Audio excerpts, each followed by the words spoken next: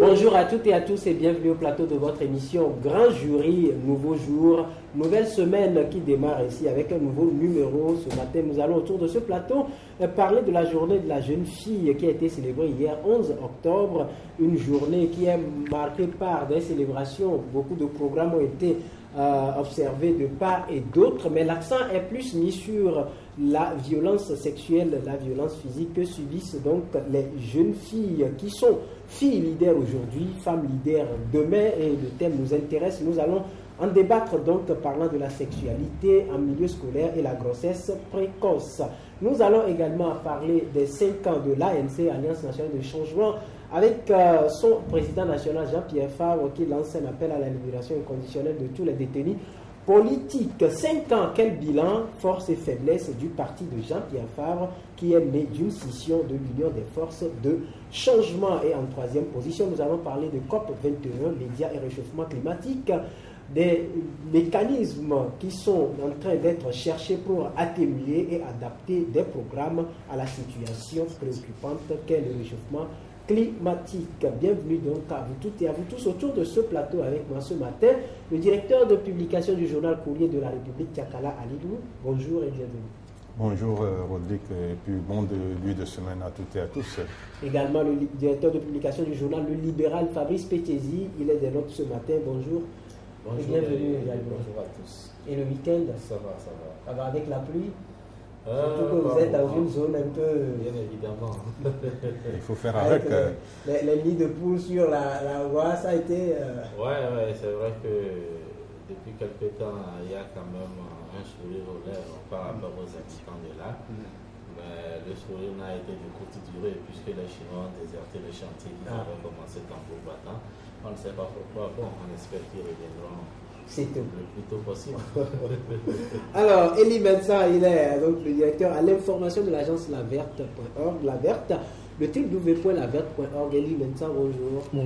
Bonjour les confrères, bonjour les auditeurs et internautes. Voilà, comment ça s'est passé là-bas à Baguida, où vous êtes à côté du littoral avec la pluie et la menace donc, que les gens qualifient de virus du siècle Togo. Les côtes sont menacées.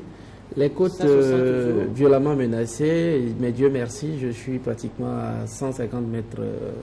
À 150 mètres ou à beaucoup, bon, je dis n'importe quoi, peut-être à plus de 300 mètres de la mer.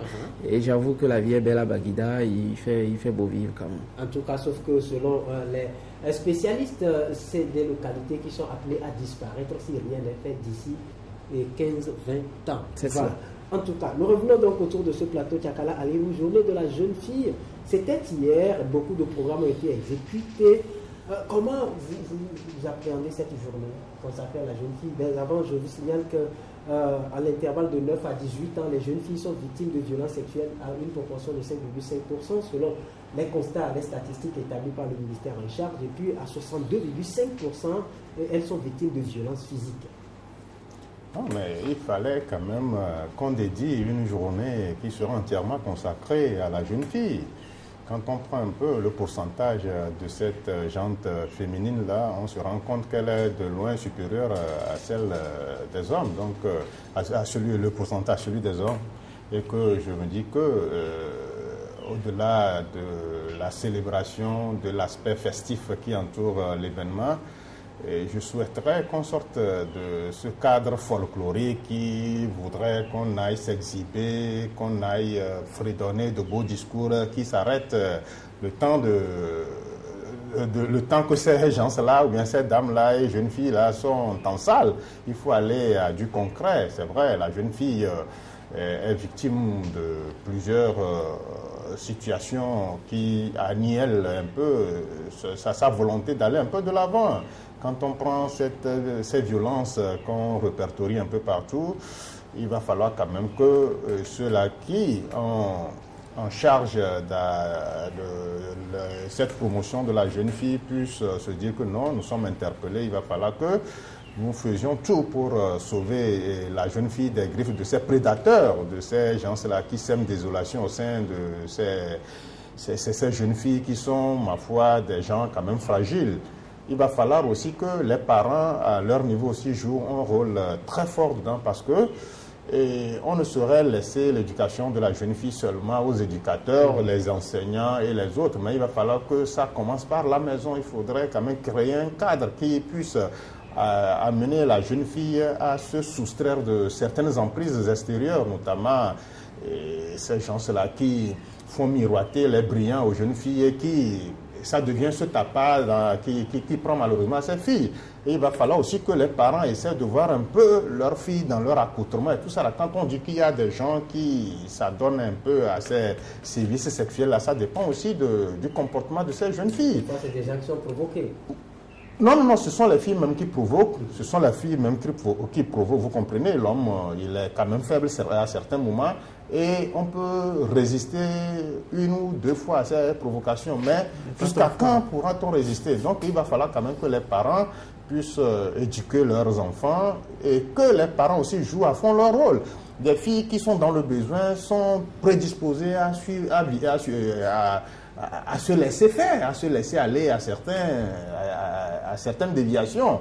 Un enfant qui a l'âge peut-être d'avoir le strict minimum, mais le parent n'arrive pas à subvenir. Voyant les autres qui ne sont pas dans le besoin, qui ont le strict minimum, cette fille-là aussi sera obligée de passer par certains détours qui ne sont pas du tout les bons pour aussi être au même standing que les autres filles. Donc vous voyez, cette responsabilité-là incombe aux parents, aux éducateurs, et que ces gens-là aussi, ceux-là qui sont friands de cette chair fraîche-là aussi, puissent comprendre que non, si je fais ça à telle fille, moi aussi demain j'aurai peut-être une fille, et si quelqu'un lui en faisait autant, est-ce que je serais quand même comblé? Non.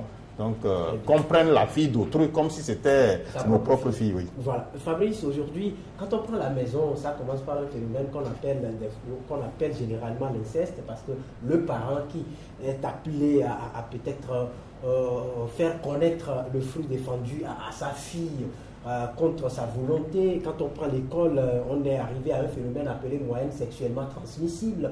Et puis, la forte proportion entre culture sexuelle élève conduit à des grossesses précoces, parfois à des morts accidentelles parce qu'on a envie d'avorter.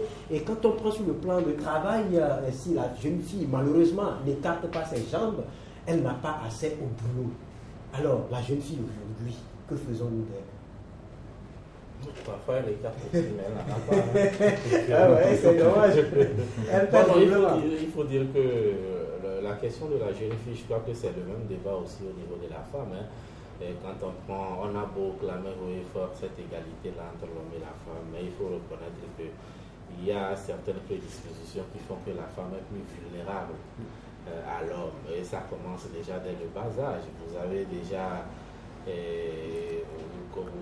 le phénomène de la pédophilie. Ça commence avec les petites filles. C'est vrai qu'aujourd'hui, avec cette histoire d'homosexualité, les petits garçons également passent parfois par là. Mais en ce qui concerne la jeune fille, je crois que c'est un réel problème.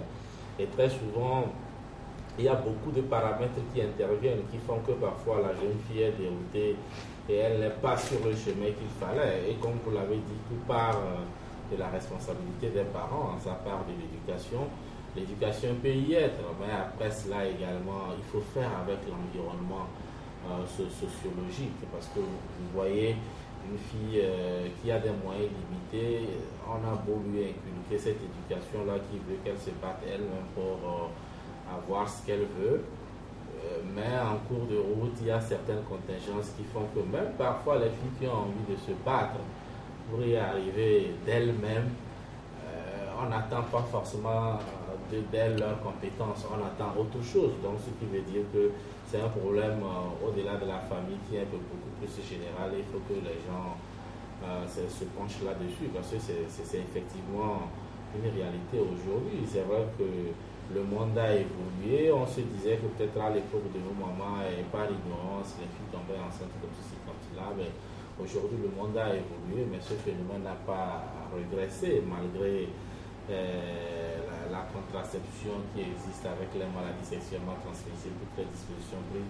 Quand vous allez aujourd'hui au niveau des collèges, vous allez voir beaucoup de filles qui portent des grossesses qui vont à l'école, parce qu'à un moment donné également l'État a accepté que les filles qui tombent enceintes continuent par suivre les cours.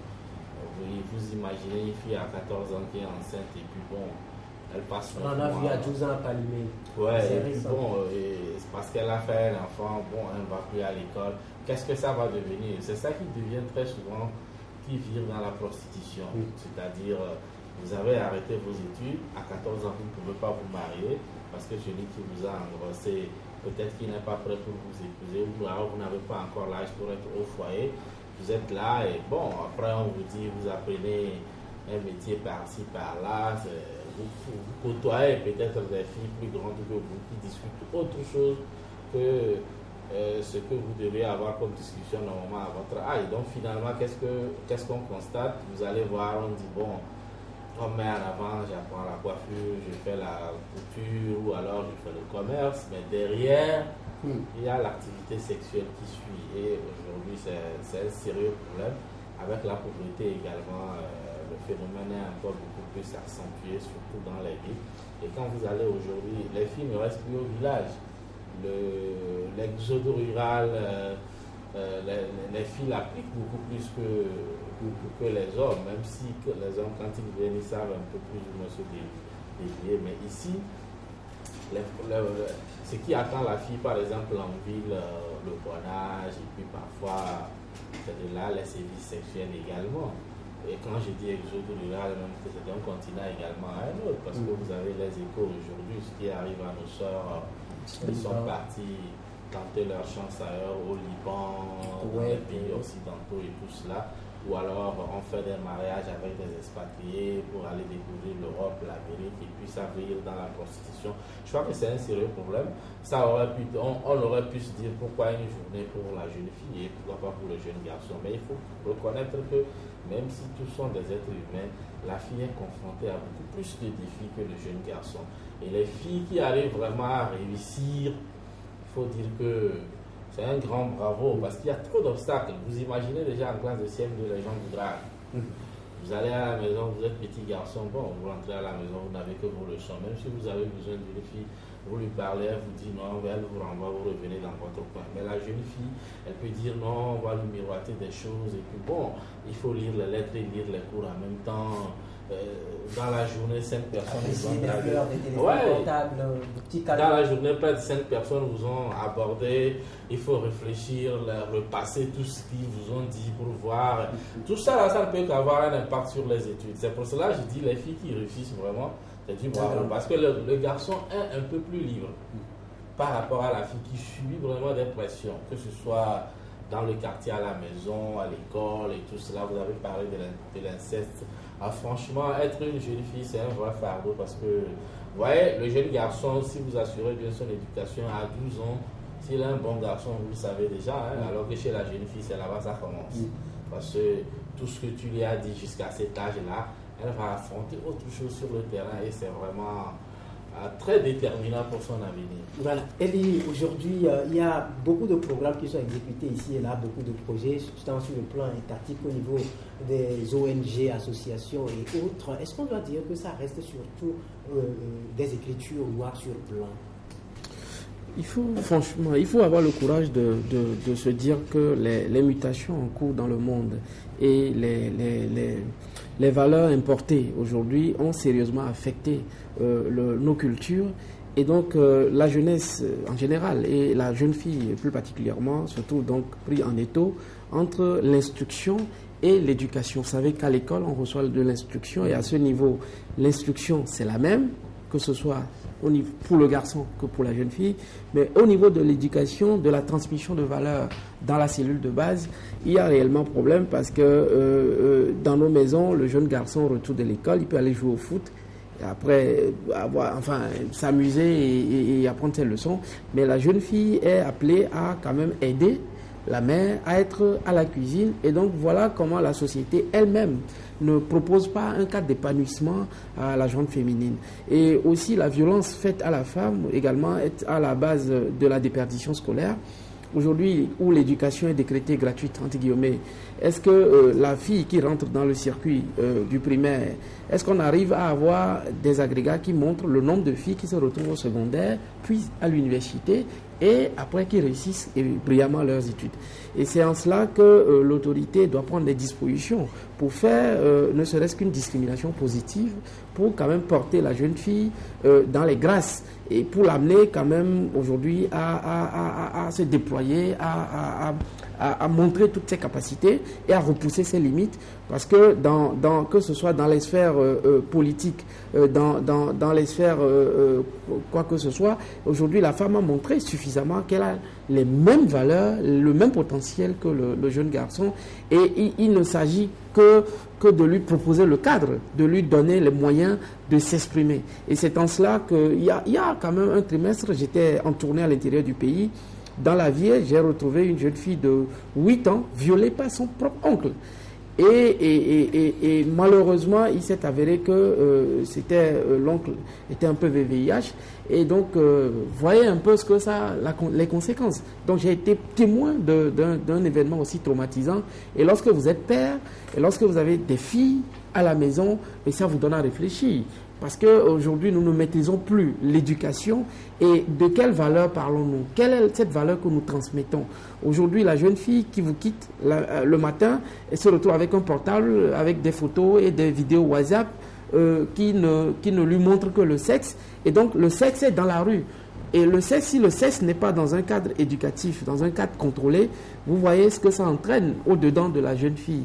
Et également, les contenus des programmes télé, radio et Internet que nous avons aujourd'hui font en sorte qu'il y a un déphasage. À la maison, il y a une rigueur, et en dehors de la maison, il y a un libertinage, il y a le contact facile avec le sexe et tout ce qui ne devrait pas normalement rentrer dans le quotidien de cette jeune fille-là. Donc la jeune fille est menacée dans nos pays et on n'a pas l'infrastructure et les structures qu'il faut pour accompagner la jeune fille. C'est en cela qu'on doit laisser céder la place, les discours doivent céder la place aux actes pour que nous ayons les moyens désormais d'éduquer nos filles, pour que demain nous ayons des filles véritablement leaders.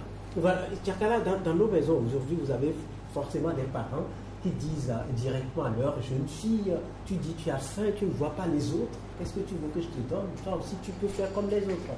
Il y a par exemple d'autres parents qui font l'effort, mais qui, parce que le père a envie d'éduquer sa fille, mais la maman s'interpose parce qu'elle a envie de voir sa fille mener une vie de sultane. Aujourd'hui, face à ce phénomène où la rue également éduque plus en sexualité que dans nos maisons. Mais le parent qui viendrait à dire la chose de cette façon aussi brute à sa fille, c'est un parent irresponsable. C'est un parent qui est sans aucune morale. C'est un parent qui ne pense pas de bien à sa fille. On ne peut pas, parce que la fille demande ce dont elle a droit et qu'on lui dise que mais vous ne voyez pas comment les autres filles arrivent à se débrouiller à chaud. Ça veut dire qu'on est en train d'envoyer la fille dans la rue, on est en train de dévier la fille de la juste voie. Donc c'est extrêmement grave. C'est choquant qu'on entende des parents ou bien des mamans dire la chose ainsi. Vous savez, l'éducation d'une jeune fille, ça ne compte pas que seulement à la maman. Il va falloir que nous, les parents, les papas, aient un droit aussi sur l'éducation des jeunes filles. Les jeunes filles n'ont pas demandé à venir au monde, tout comme les jeunes garçons. C'est que tout ce que vous viendrez à faire à votre jeune garçon pour qu'il arrive, pour qu'il réussisse, il va falloir que vous le fassiez aussi à la jeune fille. Parce que ce que la fille peut faire aujourd'hui, le garçon peut le faire, et vice-versa. Donc, il n'y a pas à dire que non, je pense que celui-là qui pourra porter comme il se doit mon nom demain, c'est le jeune garçon, donc je dois concentrer toute l'attention requise à l'endroit de ce jeune garçon. Ça, c'est une grave erreur que nous commettons. Donc, il va falloir quand même qu'on mette les jeunes filles à l'aise. Le peu que la jeune fille demande, si vous n'avez pas à lui donner sur le champ, essayez de tenir un langage qui puisse la rassurer que non, c'est qu'effectivement, vous n'en avez pas. Et quand les moyens se feront, là, vous allez vous pencher sur son cas. Donc, dire que non, vous voyez ce que les autres font. Donc, est-ce que ce que les autres font pour survenir à leurs besoins, pour être chichi, vous voulez aussi que votre fille aussi le fasse? Ça veut dire que vous la jetez dans la gueule de ces prédateurs sexuels-là. Donc, c'est extrêmement grave. Donc, moi, je serais peut-être un père de famille que j'entendrai mon épouse dire ça à ma fille. Ça veut dire que le jour-là, je lui demanderai de plier bagage. Parce que je ne sais pas quel genre d'éducation elle est en train de donner à ma fille en se prenant ainsi. Donc, vous savez, entre-temps, les autorités d'alors avaient compris que non, il faut faire quelque chose pour la jeune fille, pour son épanouissement. C'est pourquoi on avait institué une journée là. Cette histoire de loi du 10 mars ou bien tout ça là. Parce que le phénomène prenait de l'ampleur. Au niveau de certains établissements scolaires, les jeunes filles devenaient des outils ou bien des objets de plaisir dans les mains de ces enseignants. Donc il fallait un acte fort pour décourager ce phénomène-là. Ce fut fait, mais vous voyez, vous avez vu tous les procès qui ont été faits à l'endroit de cette date du 10 mars. Mais pourtant, combien de filles cela n'a pas sauvé les filles que nous voyons aujourd'hui, que nous admirons d'avoir réussi leur cursus scolaire? C'est des filles comme ça qui ont été sauvées par cette loi-là. Vous conviendrez qu'aujourd'hui, il n'y a aucune loi. Vous voyez, même les enseignants même élident un peu la présence de leurs épouses pour jeter leur dévolu sur les élèves. C'est grave.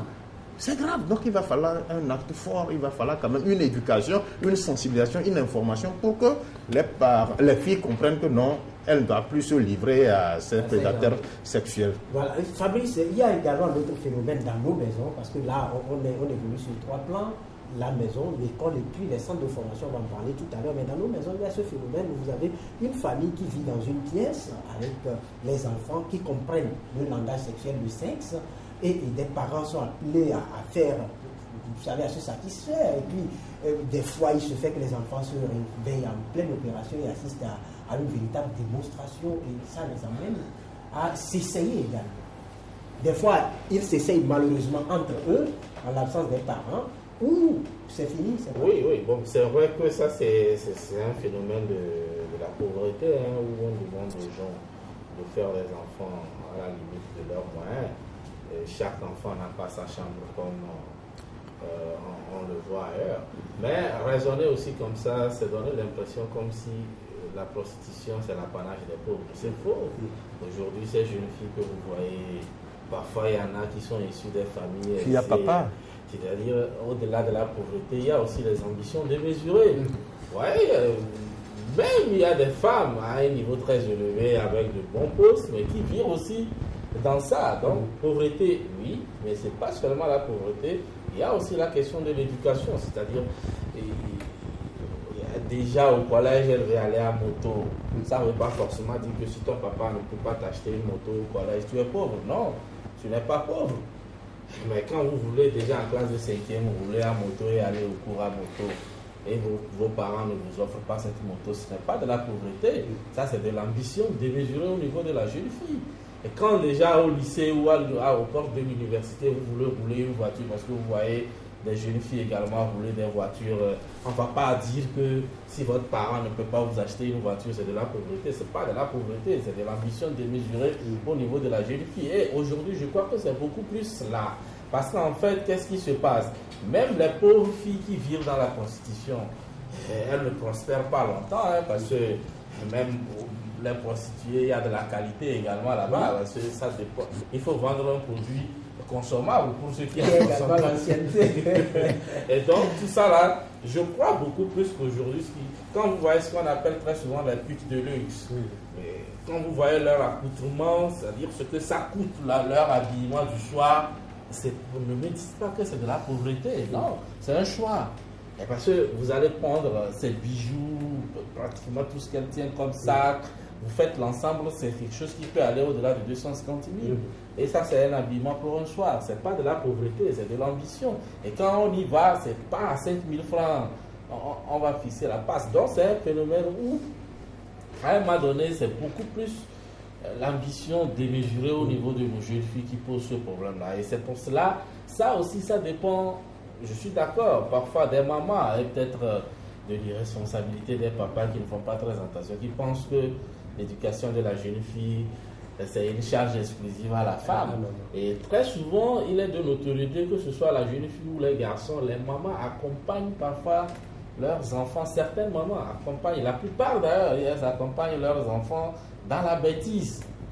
Vous voyez, la première fois que tout le monde a forcément fait peut-être une expérience comme ça, quand vous draguez une fille, vous avez la chance qu'elle va vous présenter à sa maman d'abord. Et c'est quand vraiment ça sera à un niveau sérieux que vous allez que le papa sera au courant de la fête. Il ne sait rien, mais la maman est beaucoup plus complaisante. Je crois que c'est beaucoup plus à ce niveau-là il faut relever. Vous voyez déjà quand quelqu'un prend un billet d'avion pour aller en Europe faire de la prostitution, tout ça là, pour rassembler l'argent d'un billet, ce n'est pas donné aux pauvres. Donc c'est beaucoup plus l'ambition de mesurer au niveau de nos jeunes filles aujourd'hui. Vous avez des portables qui coûtent cher déjà au collège, on veut les avoir, on veut s'habiller chic, alors qu'on sait qu'on n'a pas les moyens pour se l'offrir. Même quand vous êtes issu d'une famille riche, moi je ne vois pas quel est ce parent-là qui va acheter des bijoux en or à sa fille pour qu'elle aille à l'école ou je ne sais où avec. Je ne vois pas ce parent-là, quelle que soit sa richesse, acheter une bagnole à sa fille parce que bon, ma fille veut une bagnole, je lui achète pour qu'elle aille au coup. Quand on est riche, on sait où mettre de l'argent. Vous pouvez l'inscrire peut-être dans une école chic où l'enseignement est bien et préparer son avenir pour qu'elle aille dans des universités qui coûtent cher et sortir avec une formation adéquate. Mais quand on est riche, c'est pas forcément dans les bijoux les plus chers pour y aller à l'école avec ou sortir un soir avec. C'est pas dans ça on investit. Et donc, ce qui fait que parfois les filles ont de l'ambition très démesurée. Aujourd'hui, moi, la pauvreté y est, c'est vrai, mais je pointe plus du doigt sur les ambitions démesurées de nos jeunes filles. C'est pour cela, dans le lot, vous allez voir des filles, des gosses de riches qui virent dans la prostitution et elles raflent plus de marché. Elle vous parle bien le français qu'il faut, peut-être même qu'avec l'encadrement, elle est même bilingue, c'est peut-être un atout aussi pour son activité et tout cela. Et donc les pauvres ne se retrouvent pas tellement, c'est vrai, il y a de la prostitution à des degrés divers. Les pauvres filles, ça s'arrête très vite parce que vous chopez à 5 000, on peut vous dire qu'on couche avec vous sans préservatif et puis vous chopez vite la maladie et vous débarrassez le plancher très tôt. Mais aujourd'hui, le type de prostitution qu'on a, c'est la prostitution déguisée. N'attendez pas à aller les voir n'attendez pas à aller les voir dans un couloir ou dans une maison close pour dire que ce sont des prostituées là-bas. Non, elles sont là, elles vivent dans une famille normale où elle a tout ce qu'elle veut, mais elle exerce. Et son activité est là. Avec la technologie qui a évolué aussi, ça a augmenté. Un dernier exemple. À une certaine année, il y a 20 ou 30 ans, lorsque il n'était pas donné à n'importe quel garçon d'aborder une fille aller, puisque quand vous l'abordez, vous devez aller chez elle. Les parents vont vous voir, on vous chauffe une ou deux fois, si vous êtes courageux, vous continuez pas à venir. Mais aujourd'hui, il y a des filles, tu fais 5 ans avec une fille, les parents ne te connaissent pas. Avec le portable, vous fixez le lieu des rendez-vous. Et tout ça là, ça s'arrête. Or, avant, il faut aller faire le cul. Fabrice, il connaît vraiment. Avant, il faut aller rôder. Maintenant, les garçons ne rôdent plus autour des maisons des filles. Ils ne rôdent faire partir de WhatsApp. Ils vont s'asseoir quelque part, ils t'envoient un message, même avec les images, tout ça là. Tu débarques. Alors qu'avant, elle te dira, les parents, il faut venir, on va, et bon, on te chauffe un peu pour les courageux, ils vont. Et quand tu n'y vas pas, elle est chez elle. Mais aujourd'hui, ce n'est plus. Voilà. Donc, ça fait que la technologie contribue beaucoup à cela également. Oui, je voudrais aborder parce qu'il y a un aspect que tu as relevé qui est non moins essentiel. Lorsque les parents partagent le même cadre que les enfants, à partir d'un moment, je crois que parlant toujours de la transmission de valeurs, c'est important parce que les enfants apprennent et nous prennent en modèle. Voilà, je confirme Oedipe, lorsqu'il s'agit surtout de la femme prend en modèle le père et le garçon en modèle la mère. Et donc vous voyez qu'il faut extrêmement faire attention lorsque les enfants nous côtoient dans le même cadre de vie. Il faut quand même à partir d'un moment donné comprendre que les enfants doivent avoir leur intimité à part. Et c'est normal. Je crois que c'est vraiment intéressant cet aspect.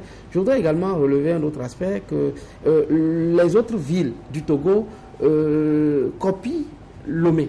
Donc les autres villes du Togo se développent à l'image de Lomé. C'est en cela que vous constatez une forte prostitution aujourd'hui à l'intérieur du pays. pour ne pas avoir cité, je serais même pour l'intelligence du débat, mais vous allez à Kara tout à l'heure, le soir vous sortez, vous prenez la rue jusqu'à l'hôtel Kara, vous voyez le nombre de filles dénudées dans la rue et qui ont copié pratiquement le phénomène de prostitution qui se passe à Lomé. C'est extraordinaire. Vous avez les mêmes phénomènes dans d'autres régions encore du Togo quand vous sortez. Et vous avez également une liste de jeunes filles dans les hôtels qui attendent d'avoir des clients. Donc voilà des aspects que nous avons et que nous maîtrisons. Seulement, il va falloir en tant que média les relever, les publier abondamment pour que les gens soient informés de ce qui se passe. Vous allez voir une jeune fille bien éduquée avec des parents qui ont les moyens, qui a son nom et sa photo dans un hôtel. Et le client, à loisir, fait son choix. Et il y en a qui vont jusqu'à donner leur niveau avec un CV. Il y a le client qui se propose de s'offrir une jeune fille avec un niveau master, bilingue, comme disait... Voilà, donc, c'est un phénomène qui rapporte. Même il y a eu un moment... on a mené une enquête et un dossier qu'on avait réalisé et on a interpellé une jeune prostituée. Quand elle nous a fait les calculs, elle s'en sortait autour de 450, 500 000 francs le mois. C'est un cadre qui dépasse la catégorie A1. Voilà, donc, oui, voilà. Donc quand vous voyez ça, et il y en avait qui s'en sortaient avec 200, 250, 300 000 francs le mois. Et donc, je crois que c'est le prix.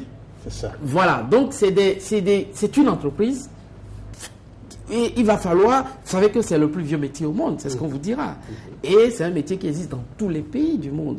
Et je crois qu'il faut aller vers une structuration, carrément. Là, on sait que c'est des professionnels de sexe. Parce que, attention, ne vous trompez pas. Ne pensez pas qu'un jour ou l'autre, vous allez arrêter absolument ce phénomène. Non, il va falloir réfléchir, en tout cas, et voir ce qu'on peut réellement faire à ce niveau. Très bien. Est-ce qu'on peut réussir ce pari ? Parce que là, il y a Sir Adomayakor qui nous suit, qui, depuis quelques temps, est en train de prôner ce qu'il appelle l'idéal togolais. Et il estime qu'on devra, de toute façon, interdire la prostitution.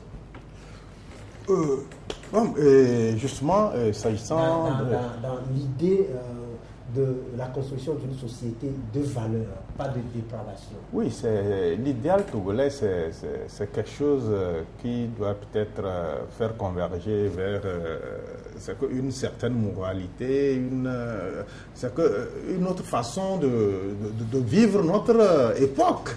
Donc, Sir Adomayakor a eu à égrener de très longs chapelets de bonnes intentions, mais nous attendons que cela prenne corps. Et vivement, peut-être qu'il est en train de s'y mettre pour qu'il nous livre quelque chose qu'il voudrait que les Togolais s'inspirent pour peut-être mieux améliorer notre cadre de vie, notre condition de vie, et partant imposer quelque chose un peu à ceux-là qui ont le gouvernement du Togo en main.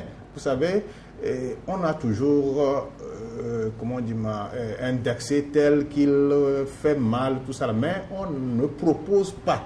On a toujours dénoncé, mais je crois que l'exception de M. Sir Adomayakor, c'est au même moment qu'il dénonce certains fléaux, il propose des approches de solutions. Donc l'idéal togolais va devoir prendre en compte un peu l'éducation de la jeune fille sur toute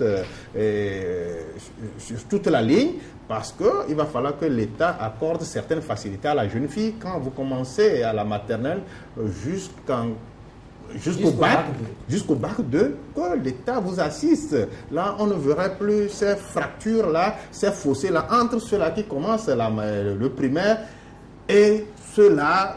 C'est que ceux-là qui arrivent à traverser le pont se comptent qu'au bout des doigts. Donc, je crois que Sir Adomayakor a toujours milité en faveur d'un idéal togolais, vivement qu'il finisse la mouture, s'il est en train effectivement de la terminer, pour que les gens puissent s'en servir et puis créer un cadre meilleur pour que le Togo se singularise de par ses approches dans le monde. Quand on dira que vous connaissez ce pays qu'on appelle Togo, qu'on dit c'est pas ce pays où la jeune fille n'a aucune excuse de sortir de quitter les bancs si elle n'a pas le bac 2. Donc nous voudrions voir des situations heureuses comme ça s'instaurer dans notre pays. Voilà. Oui, moi je dirais qu'il n'y a aucun test au Togo qui régit la prostitution, mais de coutume on dit souvent tout ce qui n'est pas interdit est autorisé. Au même moment où il n'y a pas un test qui dit, bon, qui est prostitué, fait ci, fait ça, paye les impôts et tout ça, ça n'existe pas. Donc ça voudrait dire que logiquement la prostitution ne devrait pas exister. Mais il n'y a pas non plus un test qui interdit cela. Mais je crois que le véritable problème aujourd'hui, on ne peut pas interdire la prostitution. Comme on le dit, c'est dans tous les pays au monde, hein, aussi bien pauvres que riches. Parce qu'ailleurs où on lapide les prostituées, ça il y a, en fait, le vrai problème, c'est la prostitution des mineurs. C'est quand vous n'avez pas les 18 ans. Oui, là c'est interdit et c'est poursuivi par la loi. C'est-à-dire que les abus sexuels sur les jeunes filles et tout cela, là on se dit qu'elle n'est pas majeure, elle ne sait pas ce qu'elle fait.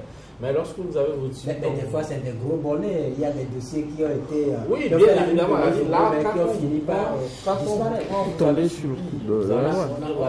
On semble avoir pris des gens qui sont haut perchés, mais ces dossiers ont fini par disparaître. Oui, ça disparaît comment? C'est-à-dire que quoi? Quand on plainte contre vous, et à un moment donné, celui qui a porté plainte décide de tirer. Parce qu'entre-temps, il y a eu des choses qui sont passées. Bien sûr, donc ce n'est pas au juge. C'est vrai que le procureur peut se saisir de l'affaire, mais quand l'argent passe par là. Mais le problème, c'est que chez nous, ce n'est pas des affaires qui vont tellement au niveau de la justice. Parce qu'il y a un peu ce côté tabou qui entoure le sexe. Vous avez par exemple, au Togo, c'est très rare de voir une femme aller se plaindre que j'ai été violée. D'abord, vous vous exposez. Et vous allez, bon, donc quand tu as violé, oui. Et bon, on condamne le violeur, mais tu repars, la société sait quand tu as violé. Et donc, du coup, à moins que tu n'ailles ailleurs te marier, dans l'environnement, c'est difficile. C'est pas à toi d'aller épouser une femme qu'on intéressera, c'est elle qui avait été violée par 6 gars. Donc, vous voyez un peu ce qui fait qu'aujourd'hui, il y a des femmes, des jeunes filles qui subissent des choses dans le coin, mais elles sont obligées de se taire, parce que quand vous en parlez, c'est vrai qu'on va poursuivre celui qui a commis cela, mais vous également, la société vous verra autrement, ce qui fait qu'aujourd'hui, ces violeurs, ces pédophiles-là ont plus ou moins une certaine garantie, ils continuent leur basse besogne. Mais je crois que la rigueur doit vraiment partir de la maison et poser des jalons. Parce qu'on a vu aussi des jeunes filles se marier avant l'âge, donc ça veut dire que les parents ont donné leur aval, parce qu'il y a des moyens matériels derrière et tout cela. Donc, surtout la question des mineurs, maintenant si une fille est grande, elle choisit de faire la prostitution, ça la regarde. Et elle sait ce à quoi s'en tenir et à quoi elle s'expose. Mais c'est quand on met les mineurs là-dedans qu'ils ne savent pas encore prendre une décision. Je crois que c'est beaucoup plus sur ce côté-là que l'État doit vraiment se pencher. Parce que quand vous avez donné les recettes d'une prostituée au cours des mois, effectivement, il y a des gens qui sortent même 100 000 francs rien que pour ça, pour une nuit, pas toute une nuit. Donc vous voyez, cette personne-là, quels que soient les projets, je ne sais pas, de réintégration, je ne sais pas quelle est, c'est pas dans on va lui proposer, elle va arrêter. Elle ne peut pas arrêter. Elle ne peut pas arrêter parce que qu'est-ce qui peut l'amener à quitter cela? C'est-à-dire pour un truc, à part peut-être à 100 000 par nuit. Et je crois qu'aujourd'hui aussi, c'est aussi les religieux également qui doivent jouer également leur partition par rapport à cette éducation-là qu'on souhaiterait apporter, surtout à nos jeunes filles. Maintenant, on jette l'œil dévolu sur les femmes. Il faudrait aussi que les hommes fassent preuve de responsabilité. Parce que quand il n'y a pas de clients, il n'y aura pas de prostituées. Si ça prospère, c'est que forcément il y a des clients. Et les clients, ils sont là. Peut-être ils font partie de ceux qui formulent cette aide-là. Très bien. Alors, on va aller très vite. On est acculé par le temps. Donc, on va aborder le deuxième sujet. Toutes mes excuses. C'est vrai que c'est un sujet très intéressant parce que ça nous interpelle. Mais on a également à voler sur d'autres points. Nous allons parler de l'ANC, Alliance nationale pour le changement. 5 ans déjà, le week-end a été très riche en activités avec ce discours de Jean-Pierre Fa, président national du parti, qui appelle à la libération inconditionnelle de tous les détenus politiques. Alors, Élie Vincent, 5 ans de parcours de l'ANC, si vous êtes demandé d'établir un bilan, que diriez-vous? Je peux dire que le bilan est mitigé et n'est pas qui veut opposant au Togo. Ça, il faut l'avoir à l'esprit. Et pour dire que les 5 ans de l'ANC, le bilan est mitigé. Toutefois, il faut ici dire que selon l'angle de vue, c'est un des partis politiques au Togo qui est resté constant dans sa ligne et dans ses revendications. Ça peut être une faiblesse, ça peut également être une force. Et donc, 5 ans de vie politique, 5 ans de parcours, ce n'est pas rien, c'est quand même beaucoup. Toutefois, les changements, la réalité et la géostratégie au plan mondial et international demande une certaine flexibilité et une certaine mutation intrinsèque. Et donc, aujourd'hui, les 5 ans se révèlent comme d'abord un défi et des opportunités à l'opposition. À cette opposition, l'ANC surtout, qui va devoir revoir sa copie parce que n'oublions pas que c'est l'héritage de l'ancienne UFC et donc ce faisant, la ligne n'a pas véritablement changé. C'est une ligne dure et il est difficile en face avec l'adversaire qu'ils ont en face qui est le pouvoir. Je crois qu'il va falloir aller plus loin. Je crois qu'il va aller sur autre chose, sur un autre terrain. Parce qu'aujourd'hui, les mêmes causes produiront toujours les mêmes effets dans les mêmes conditions. Ouais. Et nous voilà encore à un stade de revendication de victoire. Nous voilà encore un peu comme dans le contexte des années 90. Et c'est malheureux pour 25 ans de lutte. Je crois que l'opposition doit revoir sa copie, surtout l'ANC, l'Alliance nationale pour le changement, pour proposer d'autres choses, d'autres alternatives à cette population. Et aujourd'hui, la mobilisation populaire a pris un coup, un sérieux coup. Et qu'ils aient le courage de constater aujourd'hui que le peuple peut être avec eux, mais il est difficile aujourd'hui de faire les démonstrations qu'on voyait dans le temps aujourd'hui. Lorsqu'on appelle ce peuple à sortir, par exemple, je crois que c'est des élans qui sont émoussés. Émoussés parce que peut-être on n'a pas su faire les bons choix. Mais nous disons également que le contexte a besoin que des acteurs neufs se révèlent. Il faut que les anciens donnent quand même la chance à une certaine jeunesse de refaire surface. On peut tout dire, mais je crois que l'UNIR, le RPT reste un parti qui a su faire la transition. Aujourd'hui, il y a quand même de nouvelles têtes qui émergent et ça fait qu'il y a une dynamique au niveau de UNIR. On peut être aveuglé par certaines considérations et ne pas voir cela, mais moi je lis une certaine dynamisme, une dynamique au niveau de UNIR et qui a besoin d'être qui a besoin d'être également copié au niveau de l'Alliance nationale pour le changement.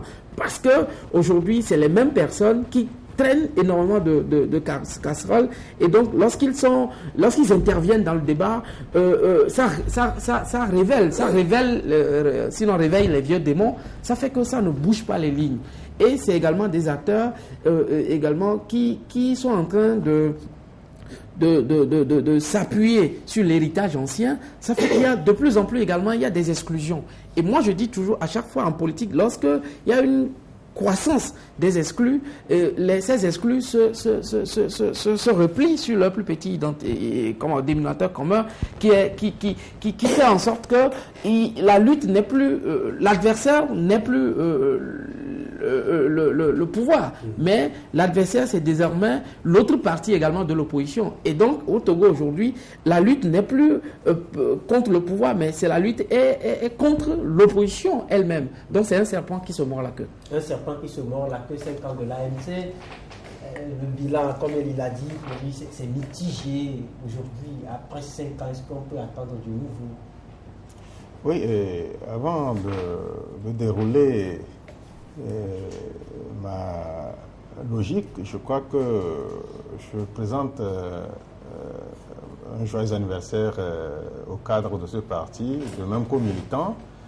Et je leur souhaite le meilleur pour l'avenir. Et ce meilleur ne viendrait pas du ciel, ce meilleur viendrait du fait que les cadres de ce parti puissent accepter faire acte de contrition, voire de façon responsable le chemin qu'ils ont fait depuis que cette scission a eu lieu et qu'ils se sont retrouvés pour créer cette formation. Je dirais que les 5 ans, c'est une somme d'occasions manquées. Et on n'a pas su nous proposer du neuf.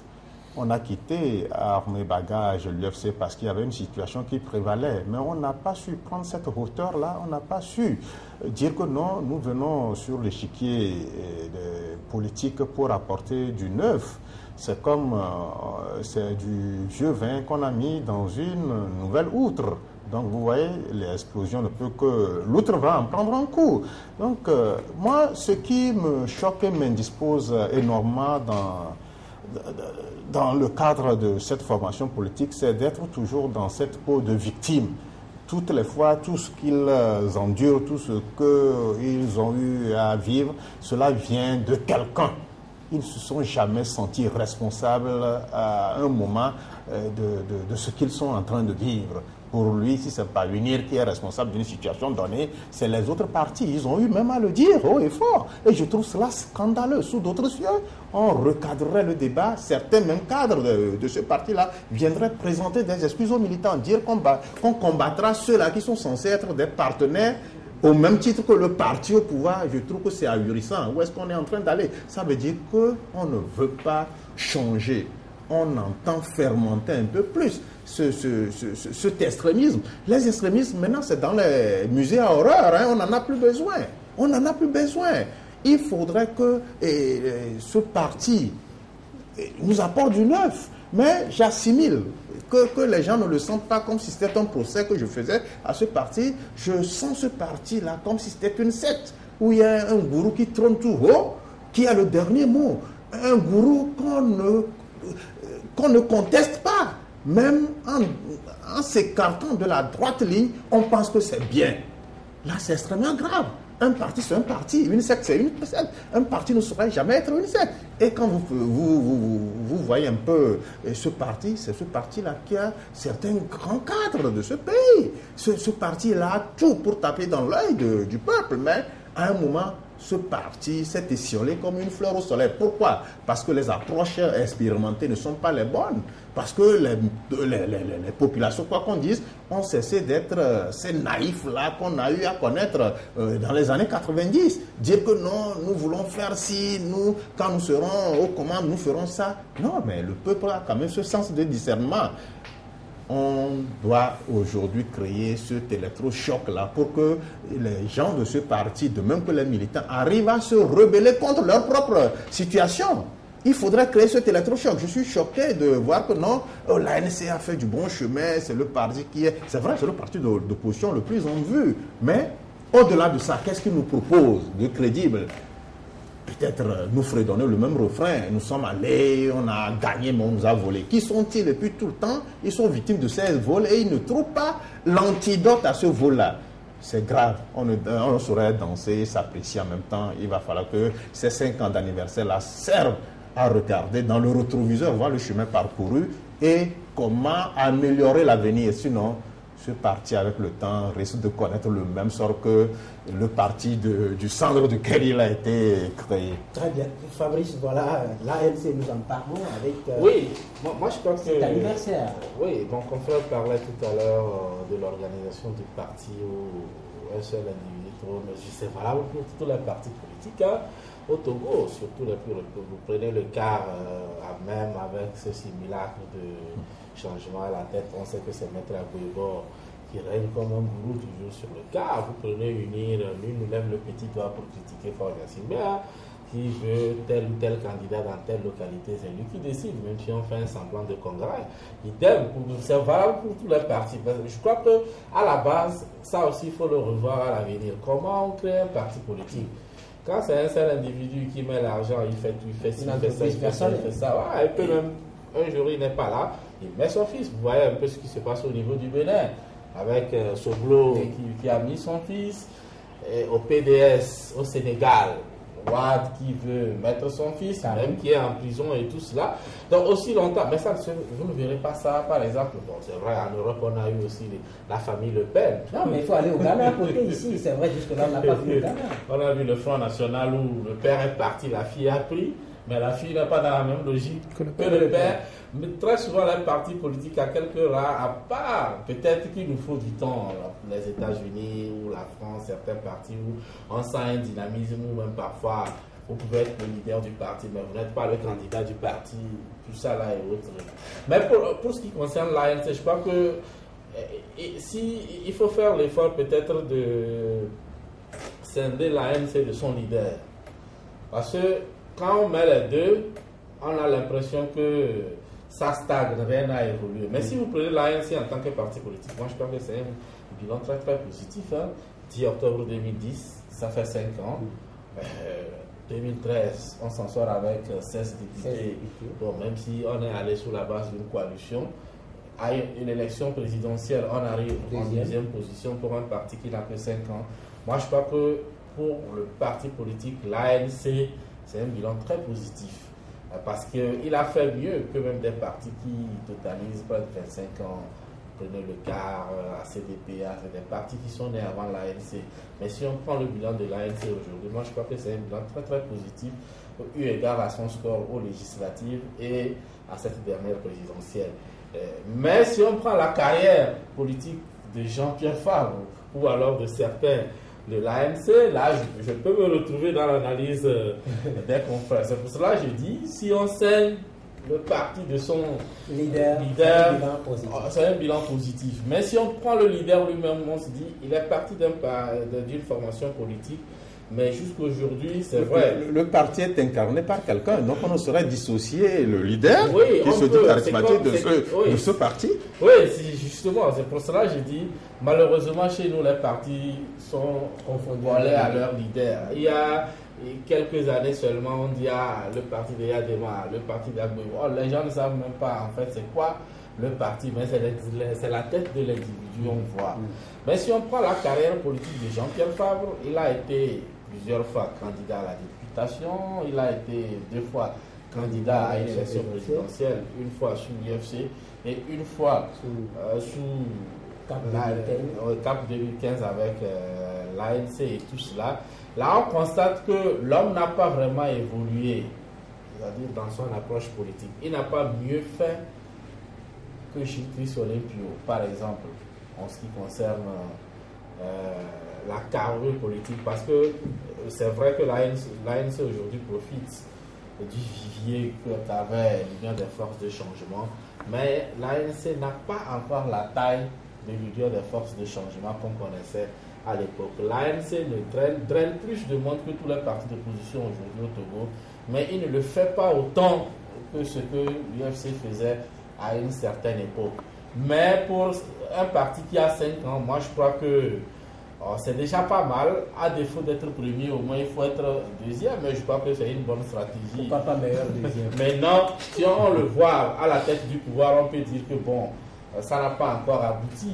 Unir aussi n'a pas 5 ans, hein, mais bon, il a déjà une élection, lui aussi part sur la base du rassemblement du peuple togolais. Mais je crois que Fabre, c'est quelqu'un qui a bientôt 70 ans, donc ça voudrait dire qu'un jour il vieillira et l'ANC continuera, j'espère.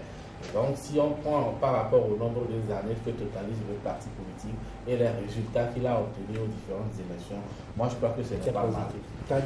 COP 2000 et COP 21, voilà, c'est comme ça. COP 21, ça ressemble à COP 2015. Voilà, COP 21, médias réchauffement climatique, c'est sur ce que nous allons donc terminer. C'est le dernier Limensa. Aujourd'hui, nous parlons de réchauffement climatique. Vous êtes spécialiste en la matière. Aujourd'hui, on parle des menaces de plus en plus de nos côtes. On parle également de la non-maîtrise des saisons dans nos pays. On parle de déplacement de terre ailleurs. On parle de tremblement de terre. Aujourd'hui, le continent est sous menace du réchauffement climatique. C'est cela. Malheureusement, nous n'avons plus beaucoup de temps. J'aurais aimé avec les confrères qu'on ait suffisamment de temps pour dire que la COP 21, c'est le rendez-vous climat Paris 21. C'est le rendez-vous de la diplomatie climatique. Mais il n'y a pas que. Il n'y a pas que parce que là, le monde est en train de faire un aveu d'échec, un aveu de modèle politique, un aveu de modèle économique. Et vous allez comprendre aujourd'hui que l'Europe est en récession. Or, l'Afrique est en pleine croissance, des croissances qui vont de 5 à 10%. Et c'est quand même des taux qui donnent des maux de tête quand même à d'autres continents. Et aujourd'hui, on nous demande d'aller vers des modèles sobres, des modèles moins arrogants, des modèles qui respectueux de l'environnement. Et donc, vous voyez qu'à un moment donné, l'Afrique est en train de prendre son essor et au même moment, on lui demande d'aller sur un autre modèle. Un modèle qui a permis, entre-temps, aux gros pollueurs, qui sont les États-Unis et l'Occident en général, et qui leur ont permis d'avoir énormément de ressources, de créer de la richesse. Donc, vous voyez la rupture, là, qu'on nous propose, malheureusement, ça ne va pas conforter nos États. C'est en cela que nos États, normalement, doivent aller, en tout cas sur des modèles plus propres. Nos États doivent s'intéresser davantage, au lieu d'emprunter des modèles qui vont connaître des échecs demain, d'aller surtout dans la production primaire, dans l'agriculture, surtout de rente, pour quand même avoir des devises à l'exportation, mais aussi dans la culture vivrière qui va permettre une autosuffisance alimentaire localement, mais qui va permettre également un mandat social. Parce que ici, c'est l'autosuffisance. Ça ne se décrète pas. Malheureusement, ça doit être la conséquence d'un modèle. Donc, le mandat social ne doit pas être décrété. Donc, c'est le mandat social où les produits de base grimpent, les prix montent. Vous avez le maïs à 700 francs, ce n'est pas un mandat vraiment social. On aurait eu le maïs à 300 francs, que ça ne souffrirait de conteste, parce que cette réalité, ce contraste vide même le concept de tout son sens. Nous ne sommes pas dans un mandat social. Voilà. Tchakala, sur COP21, rapidement, puisqu'on parle de réchauffement climatique, il est donc demandé de planter des plants, de soigner les forêts, ainsi de suite, et tout. Malheureusement, aujourd'hui, sur le marché, conformément aux prix qui sont fixés, on oriente plus les gens vers l'utilisation des boîtes de chauffage que du gaz butane. Oui, justement, vous savez, la nature a subi et elle a décidé de parler, d'envoyer des signaux très forts quand même aux humains. Quand vous voyez ces typhons, ces tremblements de terre, tout ce que ces ouragans, vous conviendrez avec moi que c'est la nature n'en pouvant plus a décidé quand même de donner la voix. Et c'est ce que nous voyons. Et si l'homme ne prend pas les dispositions qui s'imposent pour calmer un peu cette nature, donc je crois que nous tendrons, je ne suis pas trop pessimiste, je ne suis pas quand même trop alarmiste, mais je me dis que la nature va essayer quand même de régler son propre compte aux humains. Et c'est vrai, on dit qu'on assiste à la déforestation, on assiste à ci et ça, au réchauffement climatique et tout ça, mais sous nos tropiques, ce qu'il faut pour accompagner ce que nous professons ne suit pas. Au même moment où on voudrait que des ménages recourent à l'utilisation du gaz domestique, du gaz butane, mais vous voyez toutes les fois qu'il y a augmentation des prix des produits pétroliers, au lieu qu'on fasse, qu'on soustrait et le gaz butane de cette hausse-là, le gaz butane aussi trouve sa place. Donc je me dis que quelque part on veut des choses et leur contraire en même temps. Là, c'est là le drame. Donc allez-y un peu dans nos hameaux les plus reculés, mais vous allez demander à une dame d'utiliser le gaz butane, elle vous dira niet, mais il faudrait une bonne dose de sensibilisation, éduquer les gens, parce que un paysan qui veut faire son champ maintenant est obligé d'abattre des arbres pour peut-être faire ses buts ou bien ses sillons. Donc vous voyez, c'est une question d'éducation. Malheureusement au Togo, quand vous allez du côté du ministère de l'Environnement, ils sont les premiers coupeurs de bois, ils sont les premiers destructeurs de l'environnement. La journée du 1er juin dernier, je me dis, on met quelques milliers de plants sous terre, mais au même moment, ce sont les tronçonneuses qui sont en train de ronronner au niveau de nos forêts. Donc, franchement, je me dis que il va falloir aussi que l'Afrique essaie de voir un peu ces histoires de délocalisation. Là, vous voyez certaines entreprises, grandes entreprises, qui, après avoir pollué leur environnement, décident maintenant de se rabattre sur l'Afrique. Vous voyez, d'ici peu, l'Afrique vivra pire que ce que les pays occidentaux vivent. Donc, il y a péril quelque part. Donc, c'est une prise de conscience très poussée qui pourra nous permettre de nous soustraire de ce que nous vivons aujourd'hui. Voilà la dernière intervention intervention sera pour Fabrice Pétési, parce qu'aujourd'hui, on parle de plus en plus de la diminution de l'émission de gaz à effet de serre, mais on a par exemple ce qu'on appelle, comment ça s'appelle, le train qui fait les navettes de Bossibé tous les jours. Ah, mais c'est une autre catastrophe. Voilà. Ça. Et puis vous voyez également le phénomène Boko Haram qui bombarde tous les jours avec ces opérations kamikazes qui dégagent le Zémilian, et qui dégage beaucoup de gaz toxiques. Il y a également, quand vous circulez un peu, vous mettez votre petit doigt dans votre narine, vous vous rendez compte du effet aujourd'hui. Est-ce qu'on peut arriver aujourd'hui à diminuer l'émission de gaz à effet de serre?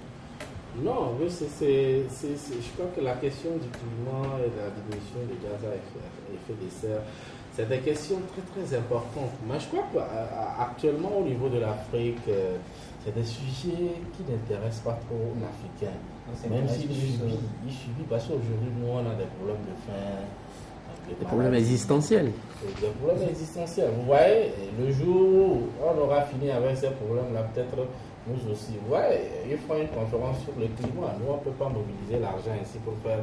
On peut le faire sur le paludisme ou bien sûr Ebola et autres. Ce qui fait que très souvent, dans ce genre de conférences, les Africains vraiment s'ennuient un peu. Pas que ça ne les concerne. C'est une conférence de luxe, hein? Oui, pas que ça ne les concerne pas. Mais ce n'est pas les problèmes qu'ils vivent.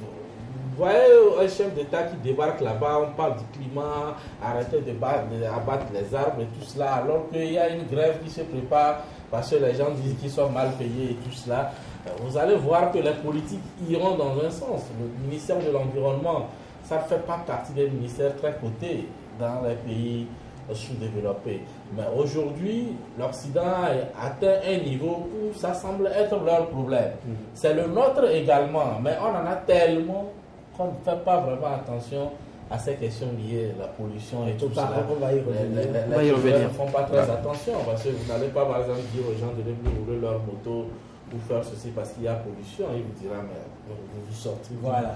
Très bien. Merci. On a débordé un peu, mais parce que c'est un sujet très important qui préoccupe. Merci donc à nos invités. Nous avons reçu Tchakala Arim, directeur de publication du journal Courrier de la République, le libéral avec Fabrice Pétiesi et puis l'agence laverte.org pour Elie Mensa. Vous pouvez suivre cette émission à 21h sur les ondes de la radio KNTB 102.7 FM et puis sur le web, le www.ebenradio.com, www.togovision.com et puis le www.laverte.org. Bien de choses chez vous. Au revoir.